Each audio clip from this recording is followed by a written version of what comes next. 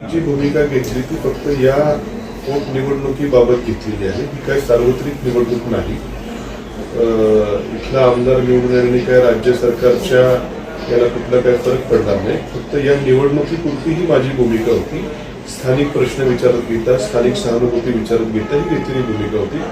मी काय पक्ष कुठला सोडलेला नाहीये. माझ्या पक्षांतराच्या बाबतीत काय चर्चा तर्कवितर्क असेल मी कधीही असं बोललेलं नाही की भाजपमध्ये प्रवेश केलाय किंवा करणार आहे.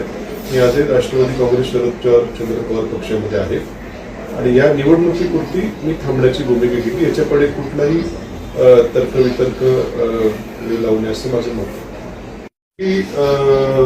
मी म्हटलं ना की या राहुरी विधानसभा मतदारसंघात 3 तालुके येतात. बहुतांश मतदान हे राहुरी तालुक्यातलं आहे आणि आपल्या तालुक्याचा आमदार व्हावा इथल्या लोकांची जी काही इच्छा अपेक्षा होती ती कशामुळे होती, कारण इथले काही प्रश्न आहेत. हे प्रश्न इथला स्थानिक या तालुक्यातला माणूस सोडू शकेल अशी लोकांची भूमिका मला जन आशीर्वाद यात्रा मी काढली त्यावेळेस व्यक्त केली लोकांनी. पण मग तेच प्रश्न सोडवण्याची सरकारनं ज्यावेळेस सरकार पक्षाचे मंत्री इथं आले, प्रदेशाध्यक्ष आले, त्या सर्व प्रश्नावरती सांगोपांग चर्चा होऊन त्यांनी सकारात्मक भूमिका घेतली आणि म्हणून तो निर्णय झाला. उद्या मी कदाचित आमदार झालोही असतो तरी सरकार वेगळ्या विचाराचं होतं, मी वेगळ्या विचाराचा होतो. माझ्या एकट्याने निवडून येऊन कुठं सरकार बदललं नसतं. त्यामुळे आपण थांबून जर इथल्या तरुणांच्या बेरोजगारीचा प्रश्न सुटत असेल, आपण थांबून जर इथं आमच्याकडे एक अम्युनिशन पार्कचं एक रिझर्वेशन येऊन घातलेलं आहे.